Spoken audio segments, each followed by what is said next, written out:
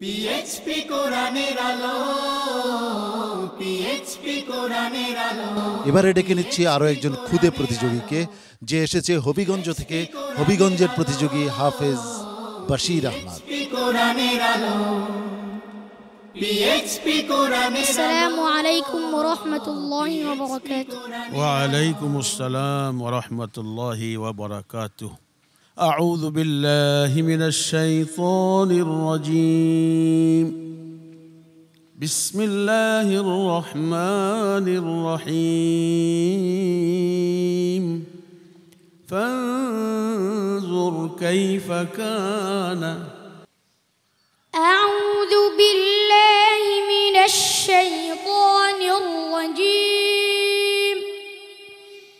বিসমিল্লাহির রহমানির রহিম।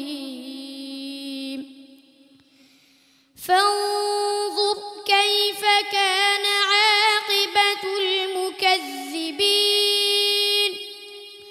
قل لمن ما في السماوات والأرض قل لله كتب على نفسه الرحمة ليجمعنكم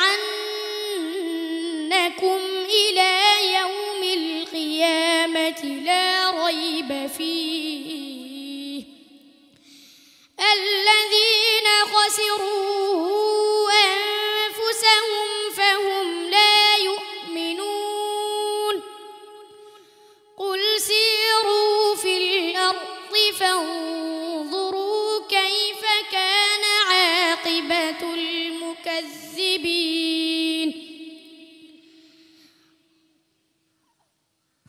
ঠিক আছে তো। قل سيروا في الأرض فانظروا كيف كان عاقبة মুজরিমিন। قل سيروا في الأرض فانظروا كيف كان عاقبة المجرمين ويقولون متى هذا الوعد قل عسى أن يكون ردف لكم بعد الذي تستعجلون এরপর বলো। فانظر كيف كان عاقبة المنذرين وإذ قال إبراهيم لأبيه وقومه فانظر كيف كان عاقبة المكذبين. فانظر كيف كان عاقبة المكذبين وإذ قال إبراهيم لأبيه وقومه إنني براء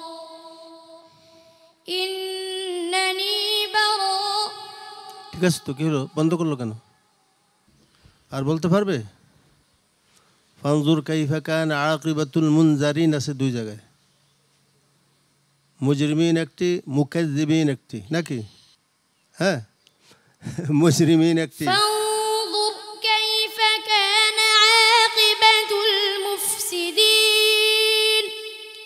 ولقد آتينا داود منا দাউদ ওয়া সুলাইমান। ولقد آتينا داود وسليمان علما وقال الحمد لله الذي فضلنا على كثير من عباده المؤمنين হাসবুক।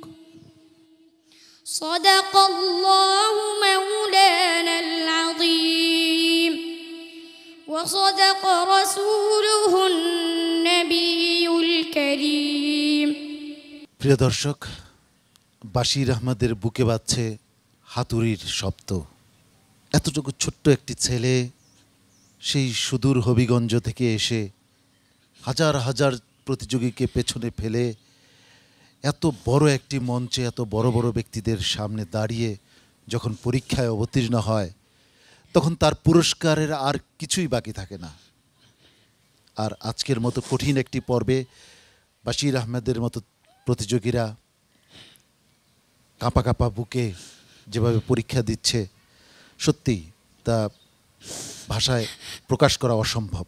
সম্মানিত বিচারক হাফেজ কারি জহিরুল ইসলাম, বাশির আহমেদের পারফরমেন্স নিয়ে আপনার অভিমত জানতে চাচ্ছি। উপস্থাপক, আপনি জানেন যে হাজারো হাজারো হাফেজ থেকে বাছাই হয়ে অনেকগুলি পর্ব সে পরীক্ষা দিয়ে এ পর্যন্ত আসছে। অতএব সে বহু আগেই চ্যাম্পিয়নের কাতার চলে গেছে। এখন হলো জাস্ট একটি পরীক্ষা, কিন্তু সে যে খুব ভালো মানের এবং উচ্চমানের একজন হাফেজ তাতে কোনো সন্দেহ নেই। আল্লাহ রাব্বুল আলামিন যেন বিশ্বের সেরা হাফেজ কারি হিসাবে কবুল করেন। সম্মানিত বিচারক হাফেজ মাওলানা আবু ইউসুফ, বাশির আহমেদের পারফরমেন্স নিয়ে আপনার অভিমত। জি, ধন্যবাদ। হাফেজ বশির আহমেদ, আপনার বয়স কত?